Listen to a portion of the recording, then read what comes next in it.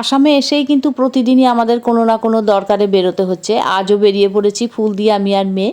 আজ আমরা চলে এসেছি এখানকার স্মার্ট বাজারে। আমাদের কিছু মুদিখানার বাজার করতে হবে, কারণ আমাদের বাড়িতে দুদিন পর একটা অনুষ্ঠান আছে। তবে কী অনুষ্ঠান সেটা অবশ্যই তোমরা জানতে পারবে আস্তে আস্তে।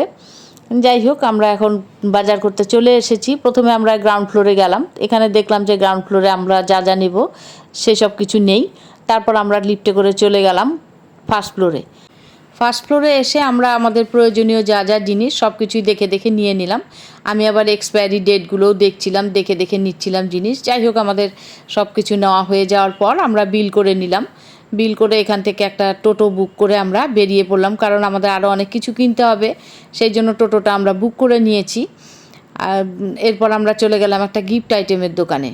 কারণ হচ্ছে যে আমাদের এখানে এসেই এক দাদার বাড়িতে গৃহপ্রবেশের নিমন্ত্রণ পড়ে গেছে, আর সেইখানে যেতে হবে, তা একটা কিছু গিফট কিনতে হবে। আর ফুল দিয়ে অবশ্যই স্মার্ট বাজার থেকে সাংসারিক একটা গিফট কিনে নিয়েছে ওদের জন্য। তাই আমি ভাবলাম ফুলদি যখন এখান থেকে নিল, আমি আর এখান থেকে নেব না, আমি অন্য কিছু একটা নিয়ে নেব। সেই জন্যই চলে গেলাম গিফট আইটেমের দোকানে। আর সেই দোকানের দাদাটাও আমাদের পূর্ব পরিচিত, অনেক দিন পর দেখা হলো, তাই দাদাটার সঙ্গে অনেক কথা বলে তারপর আমরা ওখান থেকে কেনাকাটা করছিলাম। দেখতে দেখতে আমার একটা ওয়াল পেন্টিং পছন্দ হয়ে গেল, সেই ওয়াল পেন্টিংটাই নিয়ে নিলাম।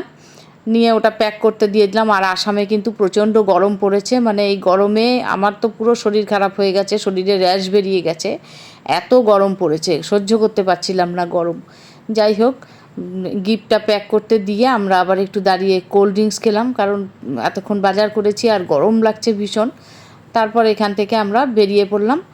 এখান থেকে বেরিয়ে আবার চলে গেলাম আমরা বাজারের ভেতরে, সেখানে কাগজের কাপ, প্লেট, গ্লাস এইসব নিতে হবে, সেই সব নিতে। যাই হোক, সেই সব কিনে নিয়ে এরপর আমরা টোটো করে চলে গেলাম বাড়ি। আর আমাদের বাড়িতে দুদিন পর কী অনুষ্ঠান হচ্ছে সেটা জানতে হলে কিন্তু তোমাদের চোখ রাখতে হবে আমার পরের বড় ভিডিওতে। পরের বড় ভিডিওতেই তোমরা জানতে পারবে যে আমাদের বাড়িতে দুদিন পর কী অনুষ্ঠান হচ্ছে। টাটা সবাইকে।